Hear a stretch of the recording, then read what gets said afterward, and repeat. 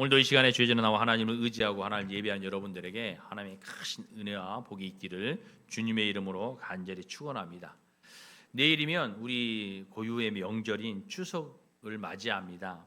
추석이 되면 많은 사람들이 여러분이 이제 자녀들이 또는 가족들이 함께 고향을 찾아와서 방문을 하게 되고 또 함께 조상을 기억하고 함께 식탁을 나누는 이러한 시간을 보내게 됩니다. 그러나 추석은 이렇게 우리가 모여서 단순히 먹고 즐기는 명절이 아니라 우리의 뿌리를 기억하고 가정을 돌아보면서 하나님께서 우리 가정에 베푸신 은혜를 감사하는 날이 되어야 될 줄 믿습니다. 오늘 본문 사도행전 1, 2절의 말씀에 보면 나는 고넬료라는 사람이 나옵니다. 이 고넬료는 어떤 사람이냐면 가정과 이웃에게 신앙의 모범을 보인 사람이에요. 또 그는 하나님을 경외하면서 온 지방과 더불어 경건하게 살았습니다. 또한 백성을 많이 구제하면서 하나님 앞에 늘 기도하는 이러한 삶을 살았다는 거예요. 추석을 맞아 우리 모두가 이렇게 고넬료처럼 가정과 이웃에게 빛과 소금이 되어서 인정받는 신앙의 삶으로 우리의 믿음이 내 가족에게 인정을 받아서 내 삶으로 복음을 전하여 또 무엇보다도 그 가족이 또 이웃이 예수 그리스도를 믿고 영원 구원을 받는 이러한 삶을 살고자 결단하는 시간이 되시길 바랍니다. 예수님 믿고 천국에 가는 것은 인간으로서는 큰 복입니다. 여러분, 우리가 죽을 수밖에 없는 우리가 지옥에 갈 수밖에 없는 우리가 하나님의 사랑으로 예수 그리스도를 믿음으로 말미암아 우리는 천국에 갈 수 있는 것입니다. 얼마나 큰 복입니까? 그러나 간혹 가다가 우리가 복음을 전할 때 이런 사람들이 있어요. 차라리 지옥에 가겠습니다. 이런 사람들이 있습니다. 그런데 그런 사람들의 그런 말을 들을 때 너무나 가슴이 아픕니다. 너무나 안타깝습니다. 왜냐하면 보이지 않으니까 그러는 거예요. 보이면 그러겠습니까? 여러분, 성경에도 뭐 여러 가지 비유에서 나오지만 보인다면 절대 그 길을 선택하지 않을 거예요. 여러분에게 두 길이 있다고 생각해 보세요. 두 길이 있습니다. 그런데 만약에 그 길을 선택하면 돌아올 수 없는 길이라고 생각을 해봐요. 그런데 하나의 길은 너무 좋은 길이에요. 화려한 꽃들도 있고 뷰도 좋고 사람도 많고. 그러나 그 끝에는 낭떠러지입니다. 그리고 한쪽 길에는 너무나 볼품없어요. 너무 험하고 협착하고 좁고 그러한 길이에요. 아무것도 없어요. 많은 사람들에게 길을 선택하라고 할 때 어떻게 할까요? 이 길에는 낭떠러지입니다. 이 길에는 너무나 살기 좋은 곳입니다 라고 이야기했을 때 많은 사람들이 지금 눈에 보여지는 것만 선택을 한다는 거죠. 분명히 끝은 이곳은 낭떠러지라고 그랬는데 아니 내가 지금 보기에 너무 좋아요. 지금 정말 낭떠러지일까? 사람들은요 처음에 하는 말을 거의 자기가 믿질 않아요. 의심을 해요. 아니 저렇게 좋은 길이, 사람들이 저렇게 많이 가는 길이, 저렇게 아름다운 길이 정말 낭떠러질까? 아닐 거야. 그러고 간다는 거죠. 그러다 보니까 많은 사람들이 좋은 길을 선택하고 또 믿는 사람들은 이건 낭떠러지라고 했으니까 나는 이 길을 가야지. 아무리 힘들고 어려워도 생명의 길을 가야지. 이러면서 가는 사람들이 있다는 거죠. 그런데 만약에 그것을 미리 끝을 본다면 누가 이 길을 택하겠습니까? 낭떠러지 길을 택하겠습니까? 그러니까 지금 우리가 복음을 전했을 때 차라리 지옥에 가겠습니다. 예수 안 믿는다는 얘기죠. 그런 사람들은 너무나 안타까웠다는 얘기죠. 또 어떤 사람이냐면 한 여인이 있었는데요. 그 여인이 신앙생활을 하는 사람이었어요. 그런데 교통사고로 믿지 않는 남편과 아이들이 먼저 죽었습니다. 너무나 보고 싶었어요. 그러니까 그가 어떤 말을 하냐면 나는 예수님을 믿고 천국에 가는 것은 좋긴 하지만 내 남편과 아이들이 너무 보고 싶다. 그래서 천국에 못 갈 것 같다. 차라리 지옥에 가서라도 그들을 만났으면 좋겠다. 이렇게 생각한다는 거죠.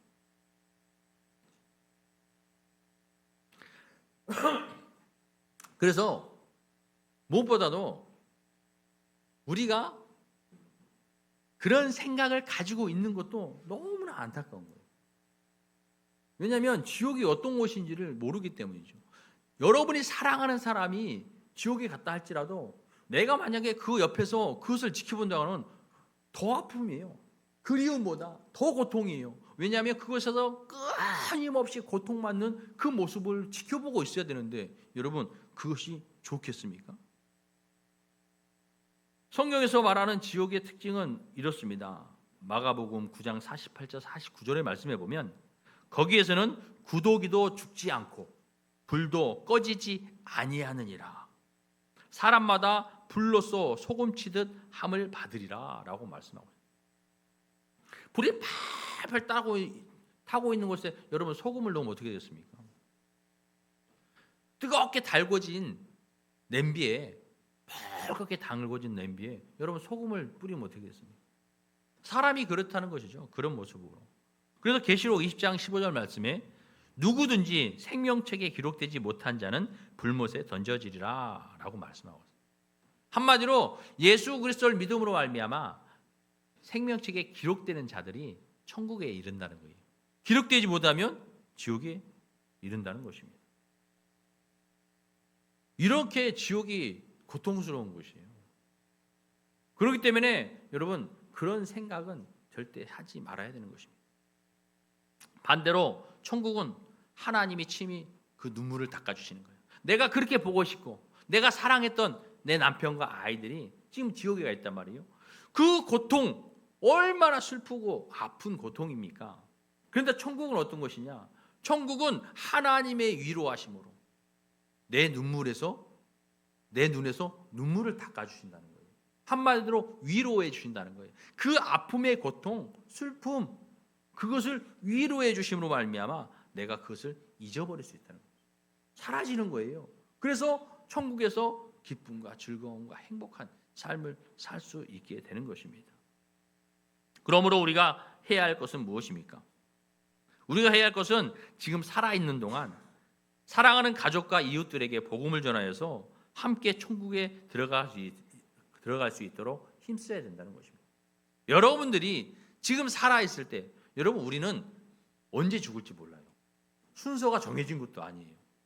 그렇기 때문에 살아있을 때 늘 끊임없이 그들을 위해서 기도하고 그들에게 복음을 전하여 그들이 천국에 갈 수 있도록 만들어야 된다는 것이죠. 내가 사랑하는 사람, 내 자녀가 여러분 지옥에 가 있다고 안타까운 마음에 나도 지옥에 가겠습니까? 아니에요. 살아있을 때 목숨을 걸고서라도 그 자녀, 사랑하는 사람을 여러분 예수 그리스도를 믿을 수 있도록 이끌어주는 것이 중요하다는 것입니다. 또 무엇보다도 쉬지 않고 기도하는 삶을 살아야 된다는 것입니다. 그러면 여기 계신 모든 분들은 천국에 가기 전에 꼭 사랑하는 사람들을 주께 인도하여 구원을 얻을 수 있는 구원의 통로, 축복의 통로가 되는 삶을 사시길 바랍니다. 오늘 본문의 내용은 다비다를 살린 베드로가 이제 요바에서 얼마 동안 머무릅니다. 그러면서 무두장이 시몬의 집에 머무르게 되죠. 그러면서 그 이후에 이제 고넬료가 나오면서 하나님께서 고넬료를 통하여 베드로를 초청하게 만들고 베드로가 그 가정에 가서 설교할 때에 하나님 말씀을 전할 때 많은 이방인들이 예수를 믿고 구원을 얻는 이런 놀라운 기적이 나타났다는 것입니다. 그래서 오늘 우리는 이 베드로의 삶을 통해 행동을 통해서 또 고넬료의 모습을 통해서 우리의 신앙은 과연 어떤 모습으로 남들에게 비춰줘야 하는가? 오늘 말씀의 제목처럼 가족에게 인정받는 신앙, 이것이 가장 중요한 거예요. 내가 세상에 나아가서는 남들에게는 내 거짓된 모습을 보일 수는 있어요. 그러나 여러분 가정 안에서는 내 모든 모습이 드러나게 되어 있습니다. 내가 정말로 하나님을 믿는 믿음의 사람이라면 먼저 말씀이 가정에서 이루어져야 된다는 것이죠. 그래서 이제 오늘 베드로를 보면 베드로가 요바에 있는 무두장이 시몬의 집에 거합니다. 무두장이라는 것은요 직업을 이야기하고 있어요. 그 어떤 직업이냐면 동물의 가죽, 동물의 가죽으로 제품을 만드는 거예요. 그러니까 가죽 제품을 만들겠죠. 그렇게 만들려면 여러분 동물을 죽여야 되잖아요. 죽은 동물을 만져야 되잖아요. 그 당시 유대인들은요, 사람의 시체나 동물의 시체를 만지면 부정하게 생각을 했어요. 그래서 무두장이를 경멸했습니다. 멸시했습니다. 그런데 이 무두장이들은 사는 것도 성 안에 사는 것이 아니라 그들이 물이 필요하잖아요. 씻어야 하고 물이 필요하고 또 냄새가 나서 보통은 성 밖에 물 옆에서 살게 되었던 것이죠. 그렇기 때문에 유대인들은요, 그런 무두장이 집에 들어가면 안 되는 거였어요. 그런데 베드로는 어떻게 했습니까? 베드로는 무두장의 집에 들어갔습니다. 자신이 지금 알고 있는 어떤 율법적인 상식, 또 종교적인 고집을 내려놓고 모든 편견을 버리고 복음의 시야를 넓혔다는 것이죠.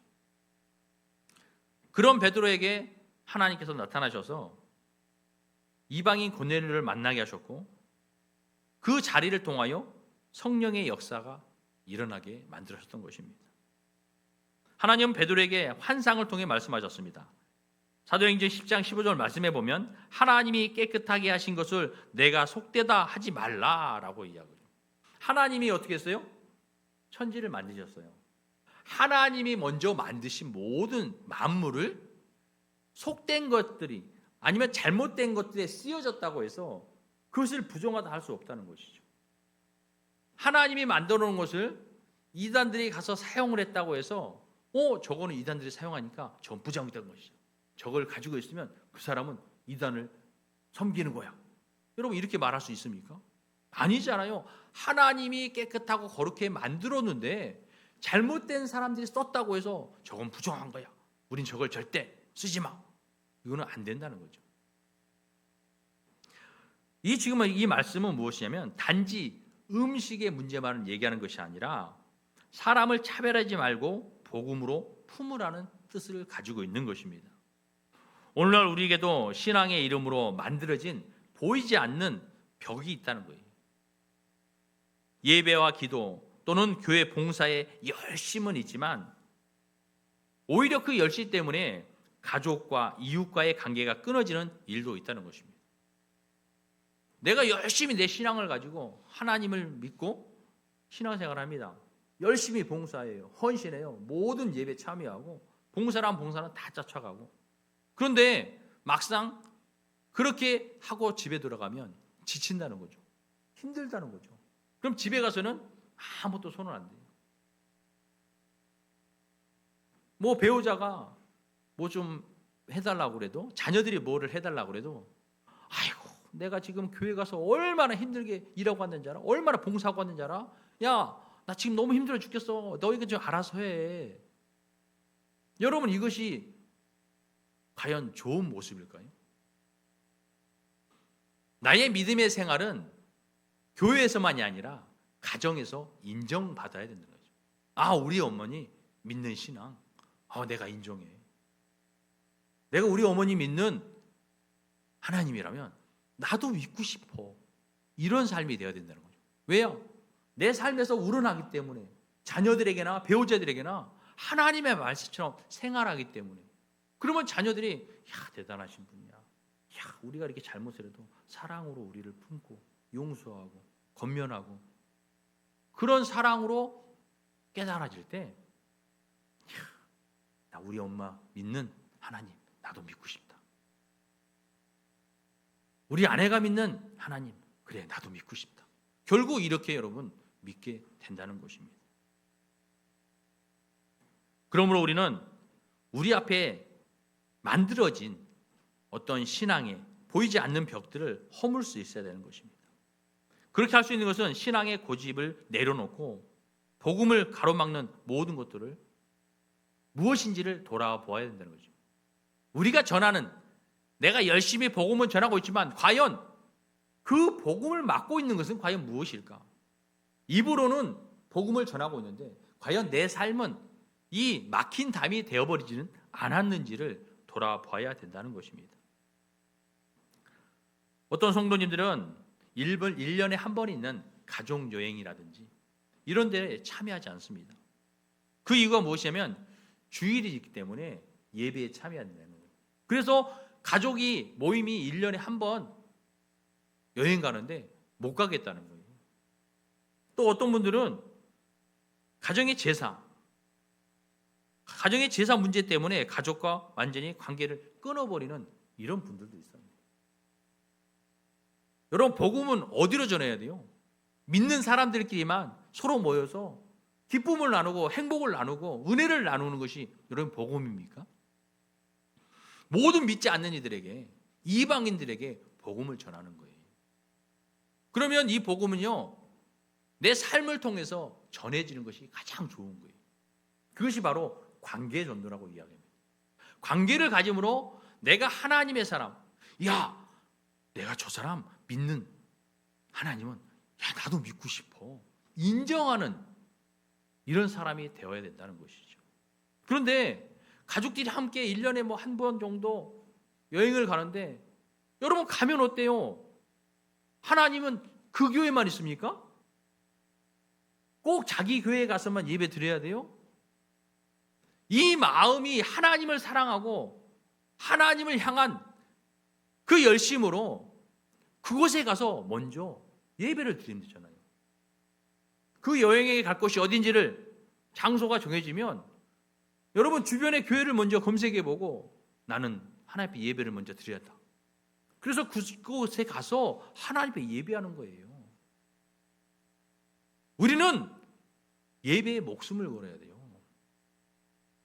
하나님 앞에 예배 드리는 것이 내 삶의 가장 소중한 가치가 되어야 된다는 것입니다. 그래야 가족들이 인정을 하죠. 어디를 가서도 이 사람은 먼저 하나님 찾고 그의 삶도 다 섬기고 헌신하는 모습, 이것이 점점점 나타나게 되면 그들이 인정하게 돼요. 복음을 전하면 그들이 고개를 끄덕일 수 있어요. 그래, 이 사람이 하는 말은 내가 믿을 수 있어. 그러나 여러분 생각해 보세요. 내가 예수님 믿는다고, 예수님 믿고 천국 가라고 복음을 전해도 내 삶이 엉망이면 그 말은 울리는 꽹과리 같아요. 우리의 삶이 그만큼 중요한 것입니다. 믿는 사람의 삶은 그만큼 중요한 거예요. 삶으로 전도하는 삶을 살아야 돼요. 여러분 가정에서 서로 위해주고 서로 사랑해주고 서로 용서해주고 그런 삶이 중요한 것이죠. 내 것을 고집하는 것이 아니라 이해하는 거예요. 서로 상대방을 이해하는 거예요. 그런데 그것이 아니라 많은 사람들이 내 것을 고집하고 있다는 것입니다. 또 제사 문제도 마찬가지입니다. 여러분, 옛날에는 많은 교회들에서 제사 문제에 대해서 뭐 성경의 말씀을 가지고 가르치면서 조금 잘못 가르치신 분들도 있어요. 여러분 제사에 참여할 때 어떻게 합니까? 많은 분들이 저는 제사에 절대 안 간다고. 그래서 주변에 전도를 하면서 이렇게 어떤 어르신들의 이야기를 들어보면 난 절대 교회 안 갈 거라고, 난 그런 교회는 절대 믿지 않을 거라고 이렇게 얘기해요. 왜요? 그러면 우리 며느리가 열심히 그런데 교회 다니는데 제사 때는 아예 오지도 않는데요. 아예 오지도 않는데요. 우상을 섬기는 거라고 절대 안 온다는 거죠. 그러니까 그 가족들이 마음이 다쳤어요. 마음이 다쳤어요. 그 며느리에게만 마음이 다친 것이 아니라 복음에 완전히 마음을 닫아버렸다는 것이죠. 그럼 여러분, 믿음의 사람에는 어떻게 해야 됩니까? 내가 가서 우상을 섬기는 것이 아니잖아요. 그러면 복음의 사람은 그 자리에 참여하는 거예요. 참여해서 여러분이 열심히 헌신하고 봉사하세요. 여러분이 뭐 우상의 제물을 만드는 거다고 해서 그것이 우상의 제물이 되는 것이 아니에요. 여러분 만들면서 예수 그리스도의 이름으로 기도하면서 만드세요. 하나님, 이 음식을 먹는 우리 가족들이 예수님 만나게 해주세요. 그렇게 헌신하며 봉사하며 여러분을 바라보는 가족들의 마음은요, 여러분의 신앙을 인정하는 사람이 되는 거예요. 저 사람은 전 진짜 하나님 믿는 사람입니다. 그러기 위해서는 내 삶이 온전히 말씀으로 이루어지는 삶을 살아야 되는 것이죠. 내 말이나 행동이 하나님 말씀대로 살려고 노력하는 삶을 살아야 돼요. 어떤 환경에서도 좀 더 참고 더 헌신하고 더 섬기는, 왜 나만 이것 해야 돼? 이것이 아니에요. 여러분이 열심히 해보세요. 얘기 안 해도요 알아요. 보통은 명절날 여기 계시는 모든 분들, 뭐 며느리들이 몇 분 계신 가정들 있잖아요. 그러면 뭐 첫째가 먼저 오든 둘째가 먼저 오든 셋째가 먼저 오든 열심히 하면 됩니다. 기쁨을 하면 돼요. 그런데 어떻게 해요? 내가 열심히 하고 있는데 첫째든 둘째든 셋째든 나중에 오는, 그럼 마음에서 어떻게 해요? 벌써 화가 나요. 나는 먼저 와서 이것도 하고 저것도 하고 이것도 하고 있는데 지금 와서 뭐 하자는 거야? 자기만 그런가? 나도 할 수 있는데? 뭐 이런 마음이. 그러면 내가 믿음의 사람으로 그곳에 가서 이들을 복음을 전하기 위하여 했던 모든 것들이 내 잘못된 말과 행위로 말미암아 모든 것이 사라지는 거예요. 오히려 더 열심히, 더 핍박받고 더 고난받아도 기쁨으로 즐거움으로 그 일을 하게 되면 나 좀 알아주세요, 나 이렇게 했어요 하지 않아도 가족들이 알아줍니다. 나중에 참 대단한 사람. 하나님 믿으려면 저렇게 믿어야 돼. 인정해 주는 거예요. 인정해 주는 거예요. 내가 인정받으려고 일부러 하는 것이 아니라 내가 그런 삶을 살할 때 주변에 많은 분들이 인정하게 된다는 것이에요. 그래서 우리는 무엇보다도 세상에 나가서 여러분들이 거짓된 모습으로 그들에게 인정받을 수 있지만 먼저 가정에서 여러분 진실된 믿음의 삶을 인정받아야 된다는 것입니다. 예수님도 죄인과 세리와 친구가 되었습니다. 그분은 거룩을 잃지 않았어요. 거룩을 잃지 않고도 그들과 함께 하셨다는 것입니다. 우리도 그리스도의 사랑으로 가족과 이웃 속으로 여러분 들어가야 합니다. 저런 사람은 이래서 안 만나, 여기는 이래서 안 돼, 이것이 아니라 우리는 복음을 들고 여러분 그곳으로 뛰어 들어가야 되는 거예요.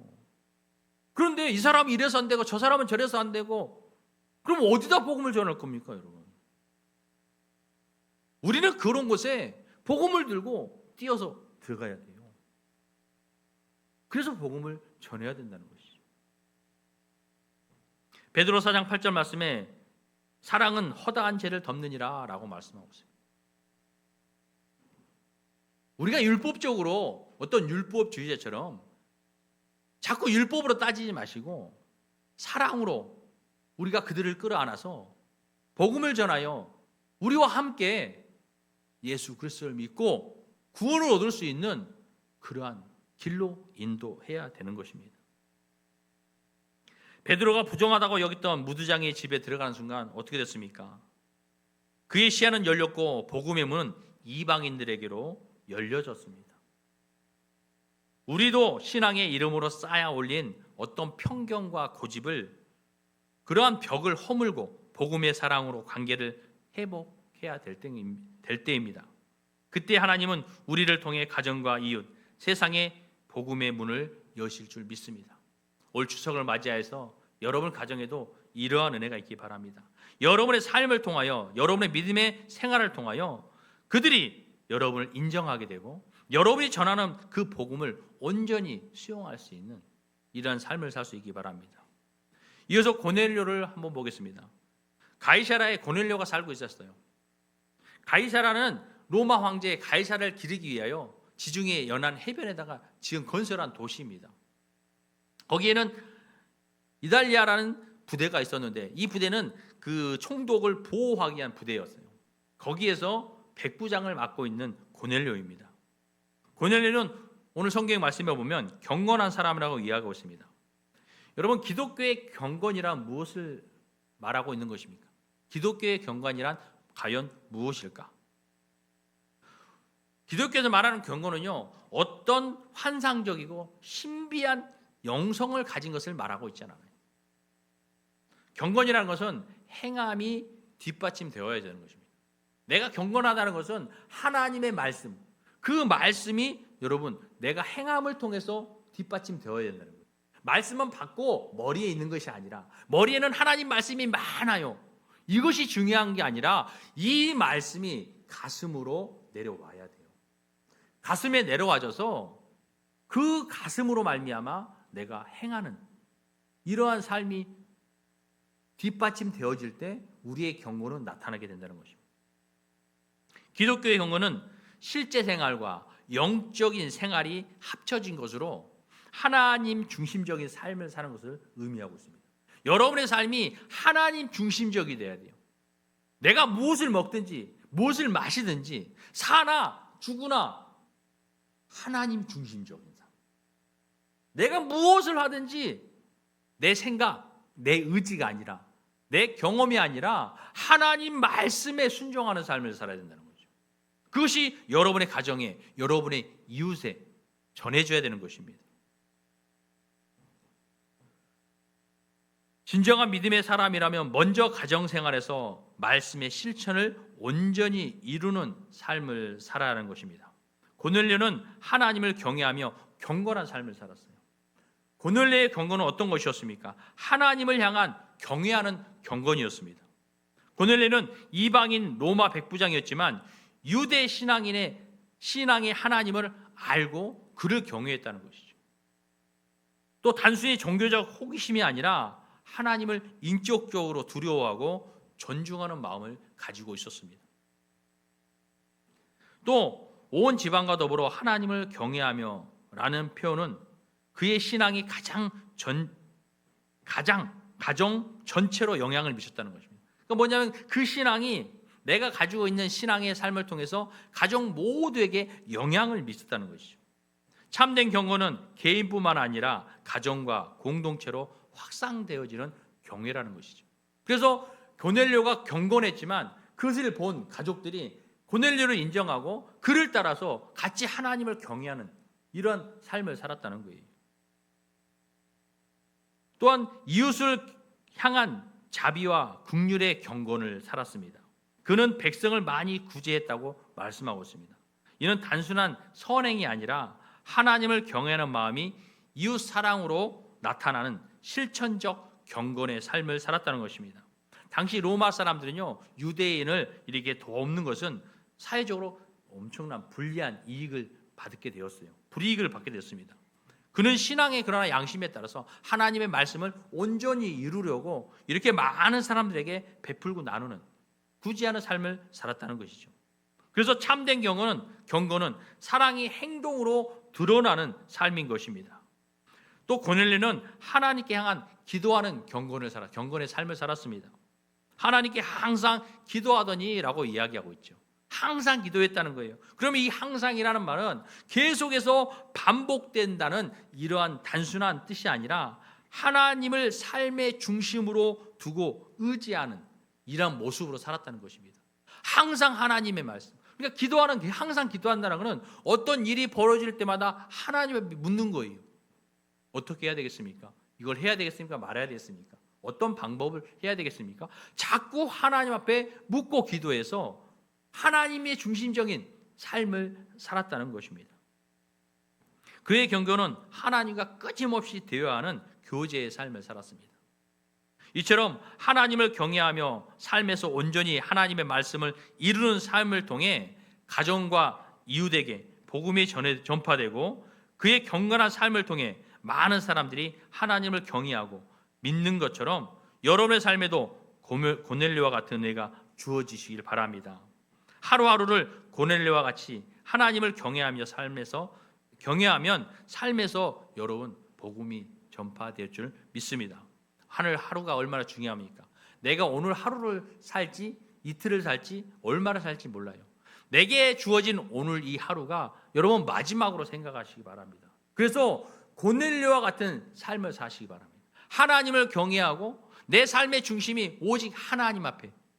그래서 여러분의 입술의 말이, 여러분의 행위가 하나님의 말씀처럼 온전히 이루어지는 삶을 살 때 여러분들은 가족에게 인정을 받고 여러분이 전하는 그 복음을 가족들과 이웃들이 그것을 온전히 믿고 예수 그리스도를 만남으로 더욱더 구원에 이르는 은혜가 있기를 바랍니다. 이제 귀한 추석을 맞이하여 하루하루 내 신앙의 고집을 내려놓고 더욱 하나님을 경외함으로 이웃에게 자비와 긍휼을 베풀고 하나님께 항상 기도하는 삶을 통해 먼저 여러분의 가정의 모든 사람들이 예수님 믿고 구원을 얻으며 또 이웃까지도 구원을 얻는 구원의 통로요 축복의 통로가 되는 여러분들이 되시길 주님의 이름으로 간절히 축원합니다. 기도하겠습니다.